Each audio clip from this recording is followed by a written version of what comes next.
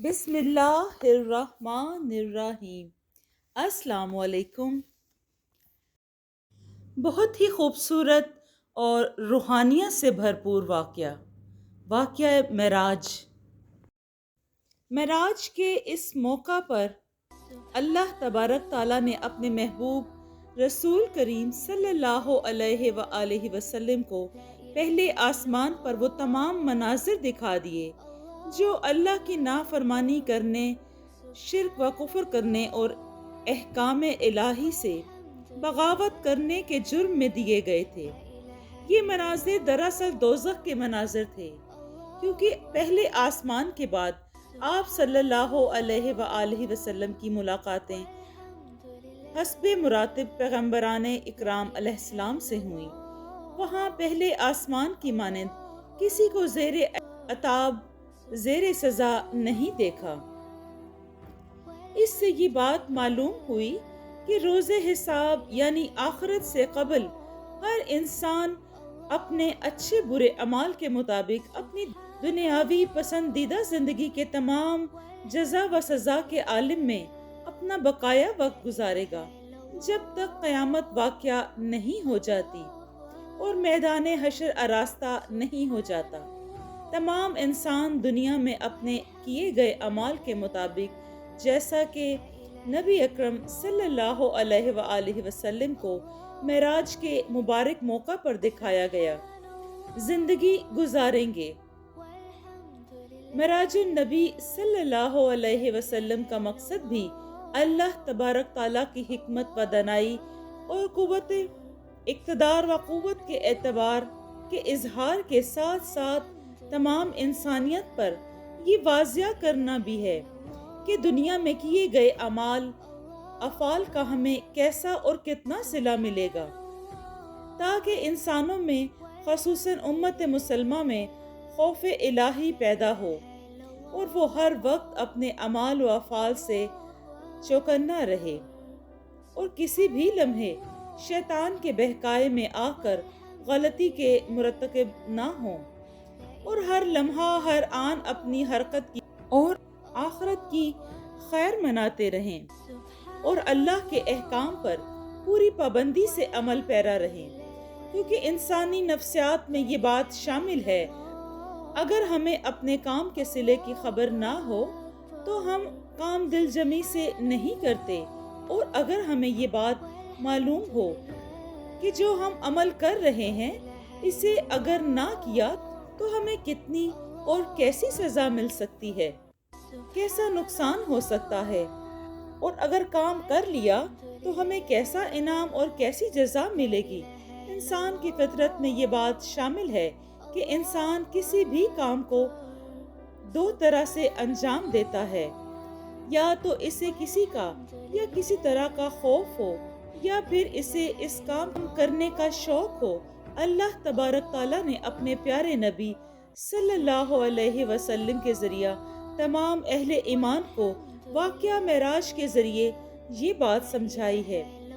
اب یہ سوچنا، سمجھنا اور اللہ سے ڈرنا اور برے اعمال، بد اعمال سے بچنا، نیک اور اچھے اعمال کرنا ہماری ذمہ داری ہے، جبکہ ہم جان چکے ہیں ہماری لاپرواہی، بد عملی ہمیں کس عذاب سے دوچار کر سکتی ہے۔ یہی معراج کی روح ہے۔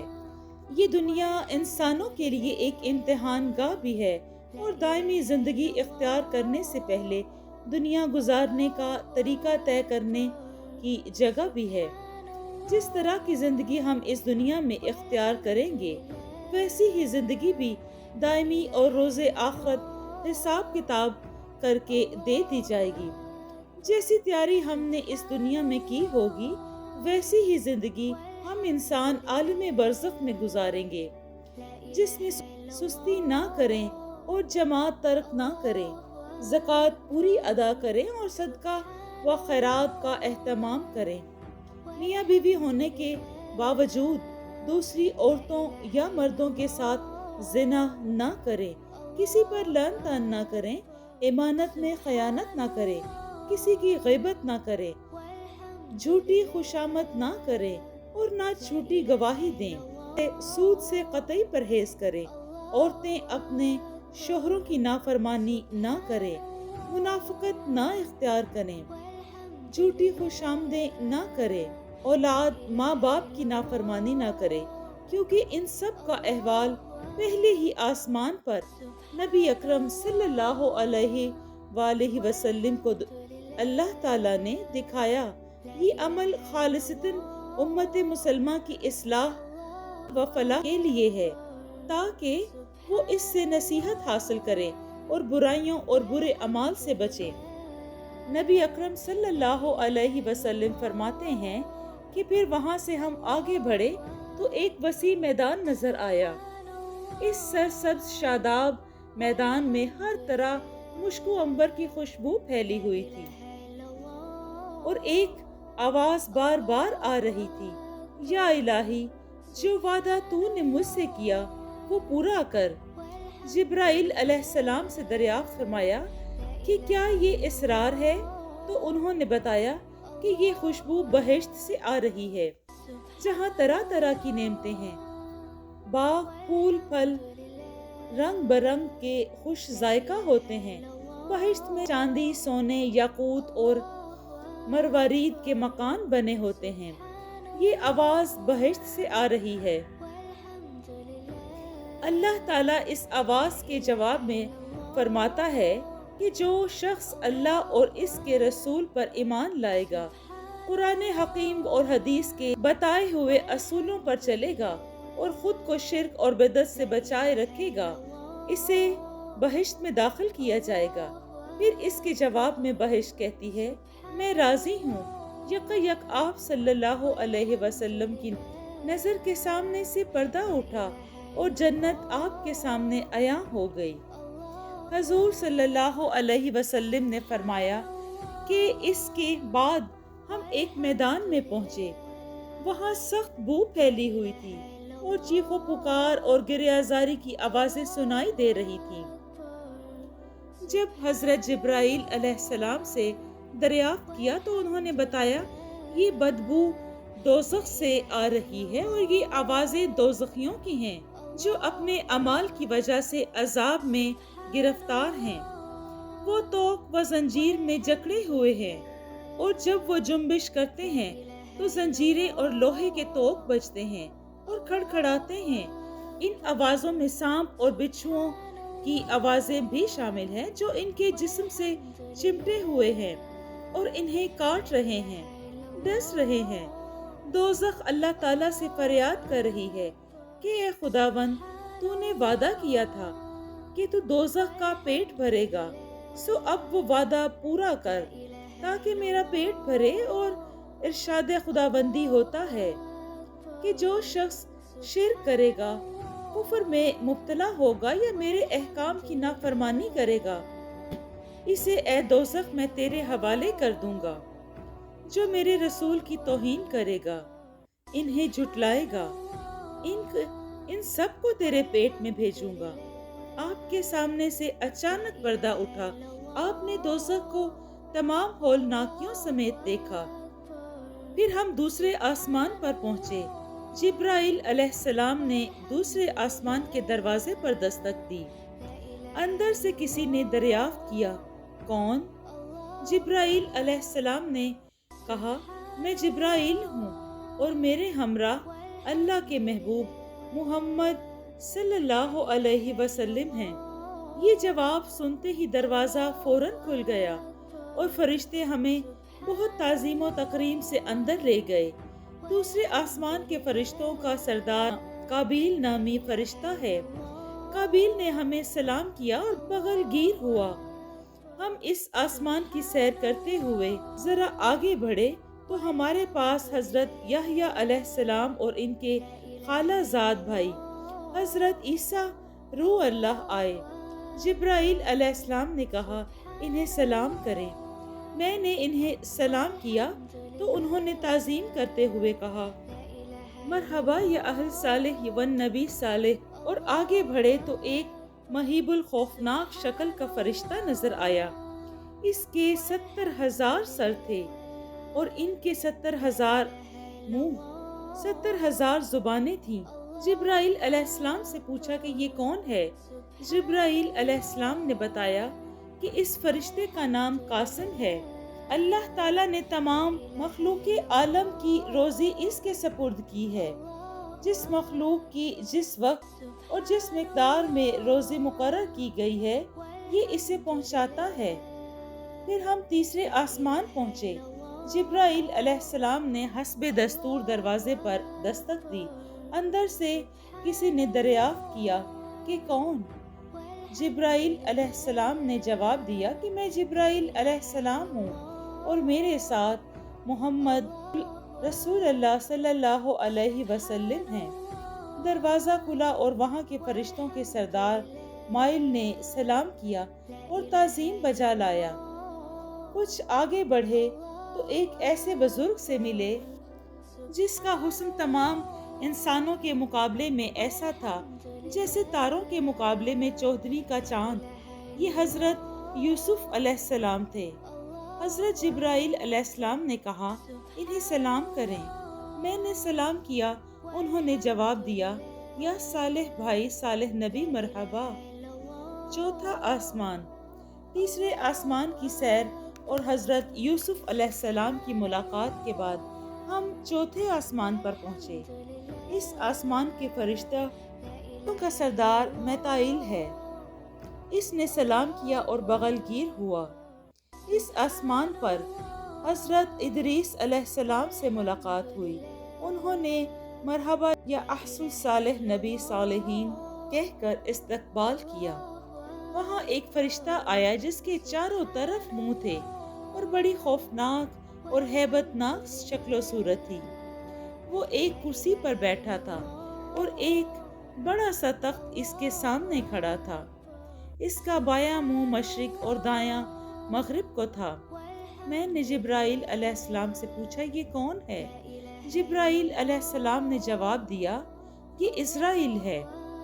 मैंने इसके सामने जाकर कहा, अस्सलामु अलैकुम या मलकुल मौत। लेकिन इज़राइल ने सुकून किया और सलाम का जवाब ना दिया। फिर हुक्म बारी ताला हुआ, ए इज़राइल, मेरे महबूब के सलाम का जवाब दे। तब इज़राइल ने सर उठाकर वालेकुम अस्सलाम या हबीबुल्लाह कहा और वो बगलगीर हुआ। फिर इसने बड़ी इज्जत व तकरीम के साथ मुझे तख्त पर बिठाया और कहा, ए रसूलल्लाह सल्लल्लाहु अलैहि वसल्लम, जब से मुझे पैदा किया मेरे स्पुर्द मखलूक के बहुत ज़्यादा काम हैं। मुझे एक लम्हे की भी फुर्सत नहीं मिली। यहाँ तक कि मैं इस कदर मसरूफ़ रहता हूँ कि किसी से एक बात तक नहीं कर सकता। आज अल्लाह ताला का हुक्म हुआ है, इसलिए आपसे बात कर रहा हूँ। मैंने पूछा, ए इज़राइल, किस तरह और किन लोगों की रूह कब्ज़ करते हो? इज़राइल ने जवाब दिया, या रसूल अल्लाह, मेरे सामने जो ये दरख्त लगा है, ये इतना बड़ा और घना है कि इसके हर पत्ते पर मखलूक खुदा का नाम और इसका पता दर्ज है। जब किसी की मौत करीब होती है, इसके नाम के पत्ते का 40 दिन पहले से रंग जर्द होना शुरू हो जाता है और ठीक 40 दिन बाद पत्ता शाख से गिर जाता है। मेरी निगाह इन पत्तों पर हर वक्त रहती है। जब पत्ता गिरता है, मैं देखता हूँ कि इसका शुमार अहले जन्नत वालों में से है, तो मैं अपनी दाइश जानिब के फरिश्तों को रहमत के साथ इसके पास भेजता हूँ, और अगर वो लानती हो तो बाएं तरफ के फरिश्तों को माँ अजाब के इसके घर भेजता हूँ। फिर मैंने इज़राइल से सवाल किया, ए इज़राइल, रूह की हकीकत बयान कर कि ये क्या चीज़ है। इसने जवाब दिया, या रसूलल्लाह सल्लल्लाहु अलैहि वसल्लम, मैं नहीं जानता कि रूह की हकीकत क्या है और ये कौन सी चीज़ है। मैं तो सिर्फ ये जानता हूँ, जब किसी इंसान की रूह कब्ज़ करता हूँ तो मुझे अपनी हथेली पर एक बोझ सा महसूस होता है। फिर मैंने इससे पूछा, ए इज़राइल, ये 4 मुंह होने का क्या राज है। इज़राइल ने जवाब दिया, या रसूल अल्लाह सल्लल्लाहु अलैहि वसल्लम, मैं दाएं तरफ के मुंह से सिर्फ मोमिनों की रूह कब्ज़ करता हूँ اور بائیں طرف کے منہ سے کافروں اور مشرکوں کی روح قبض کرنے کا کام لیتا ہوں۔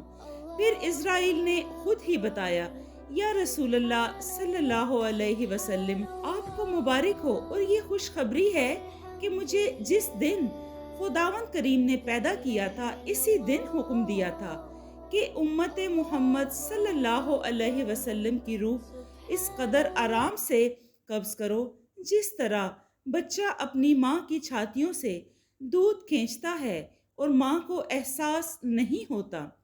حضور صلی اللہ علیہ وسلم نے فرمایا کہ یہ بات جب اسرائیل کی زبان سے سنی تو میں فوراً ہی سجدہ شکر بجا لایا۔ پھر میں نے اسرائیل سے پوچھا، اے اسرائیل، کیا کبھی اس کرسی سے اٹھنے کی ضرورت پیش آئی؟ انہوں نے جواب دیا، ہاں یا رسول اللہ صلی اللہ علیہ وسلم، مجھے 3 بار اس کرسی سے اٹھنا پڑا۔ پھر انہوں نے تفصیل بتاتے ہوئے کہا، ایک بار میں اس کرسی پر اس وقت اٹھا جب مجھے حضرت آدم کا پتلا بنانے کے لیے مٹی لانے کا حکم ہوا تھا۔ دوسری بار جب حضرت آدم علیہ السلام کی روح قبض کرنے کا حکم ہوا تھا تو میں اس کرسی سے اٹھا تھا۔ اس طرح تیسری بار مجھے حضرت موسیٰ علیہ السلام کی روح قبض کرنے کے لیے کرسی سے اٹھ کر جانا پڑا تھا۔ پھر میں نے اسرائیل سے پوچھا، اے اسرائیل، کبھی روح قبض کرتے وقت تمہیں کسی پر رحم آیا؟ اسرائیل نے جواب دیا، یا رسول اللہ صلی اللہ علیہ وسلم، 2 موقعوں پر مجھے بڑا رحم آیا۔ مجھے غم ہوا ایک مرتبہ تو جب ایک عورت اپنے بچے کو لیے دریا پر ایک تختے پر بہتی جا رہی تھی اور مجھے اس کی روح قبض کرنے کا حکم ہوا تھا، اور دوسری دفعہ مجھے اس وقت غم ہوا تھا جب مجھے شداد کی روح قبض کرنے کا اس وقت حکم ہوا تھا۔ اس کا ایک قدم باغ ارم کے اندر اور ایک باہر۔ اس وقت اس کی عمر 900 سال تھی۔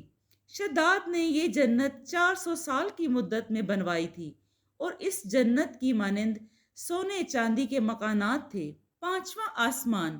حضور صلی اللہ علیہ وسلم نے فرمایا کہ جو چوتھے آسمان کے بعد ہم 5ویں آسمان پر پہنچے، حسب دستور حضرت جبرائیل علیہ السلام نے دستک دی، اور جب انہوں نے بتایا کہ ان کے ساتھ حضرت محمد رسول صلی اللہ علیہ وآلہ وسلم آئے ہیں تو آسمان کا دروازہ فوراً کھل گیا۔ اس آسمان کے فرشتوں کے سردار آئیل تھے۔ انہوں نے میری تعظیم کی اور مجھ سے معانقہ کیا۔ ہم آگے بڑھے تو ہماری ملاقات حضرت ہارون علیہ السلام سے ہوئی۔ انہوں نے کہا، مرحبا یا اخ صالح و نبی صالحین۔ 6واں آسمان۔ حضور صلی اللہ علیہ وسلم نے فرمایا کہ 6 آسمان پر ہمارا استقبال حابیل نے کیا، جو وہاں کے ملائکہ کے ربنو اور سردار ہیں۔ حابیل نے کہا، مرحبا یا رسول اللہ صلی اللہ علیہ وسلم۔ وہاں سے ہم آگے بڑھے تو حضرت موسیٰ علیہ السلام ہم سے ملاقات کے لیے آئے۔ پھر حضرت موسیٰ علیہ السلام نے کہا، یا رسول اللہ، اللہ تعالیٰ جو کچھ فرائض آپ کی امت کے لیے مقرر کرے، اس پر غور کر کے اور سمجھ کر قبول فرمائیے گا، کیونکہ امت کمزور ناتواں ہے اور اس کی عمر بھی مختصر ہے۔ وہاں سے آگے بڑھے تو ہیبت ناک فرشتہ نظر آیا، اور اس قدر دہشت ناک تھا کہ عقل اسے دیکھ کر حیران رہ جاتی تھی۔ وہ اس قدر جسیم تھا کہ اس کے دائیں اور بائیں شانوں کے درمیانی فاصلہ 1 سال کی مسافت کا تھا۔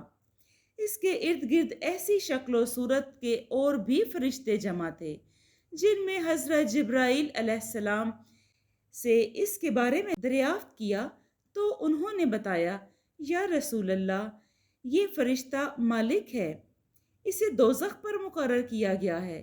اس کے ماتحت 19 فرشتے ایسے ہی دہشت اور وحشت ناک ہیں۔ جو حکم اسے اللہ کی طرف سے ملتا ہے اسے بجا لاتا ہے۔ حضور صلی اللہ علیہ وسلم نے فرمایا کہ میں دوزخ کے سردار مالک کے پاس گیا اور میں نے اسے سلام کیا لیکن اس نے میرے سلام کا کوئی جواب نہ دیا۔ اس وقت ندا آئی کہ اے مالک، یہ محمد مصطفیٰ خاتم الانبیاء اور میرے محبوب ہیں، تو نے ان کی تعظیم کیوں نہ کی؟ ان کے سلام کا جواب کیوں نہیں دیا؟ مالک اپنا نام سن کر فوراً کھڑا ہوا اور نہایت عزت و تعظیم سے مجھ کو بٹھایا اور کہا، یا رسول اللہ، آپ تمام انبیاء میں افضل ہیں، آپ کی امت بھی سب سے افضل ہے، تمام انبیاء کی امتیں آپ کی امت کی پیروی کریں گی۔